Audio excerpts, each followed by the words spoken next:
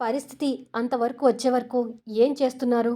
అక్కడ ఏ ప్రాబ్లమ్ ఉన్నా నాకు చెప్పమని చెప్పాను కదా! అంటాడు కళ్యాణ్. మైథిలి మేడం చెప్పనివ్వలేదు.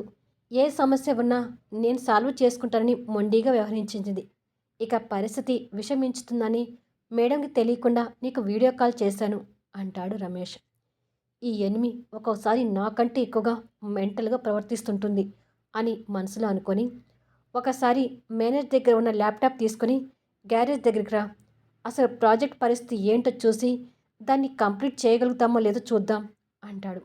సరే కళ్యాణ్, ఇప్పుడే వస్తాను అని ఫోన్ కట్ చేస్తాడు రమేష్. కళ్యాణ్ ఫోన్ పెట్టేసి టెన్షన్‌గా ఆలోచిస్తుంటే కాస్త దూరంగా ఉన్న అర్జున్ అది గమనించి దగ్గరికొచ్చి, ఏమైందిరా? ఏంటి అలా ఉన్నావు? అని అడుగుతాడు. ఆఫీస్‌లో ప్రాజెక్ట్ డిలే అవుతుందని పైనుంచి అధికారులు మైథిలి మీద ఫోర్స్ తీసుకొస్తున్నారు. పాపం మైథిలి, తను చాలా ఇబ్బంది పడుతుందిరా. పైగా ఎంతో కష్టపడి సంపాదించుకున్న ప్రాజెక్ట్ వాల్యూ లేకుండా పోతుందేమోనని భయం వేస్తుంది. ఈ ప్రాజెక్ట్ కంప్లీట్ కాకపోతే ఇప్పటి వరకు ఉన్న కంపెనీ గుడ్‌విల్ కూడా పోతుంది.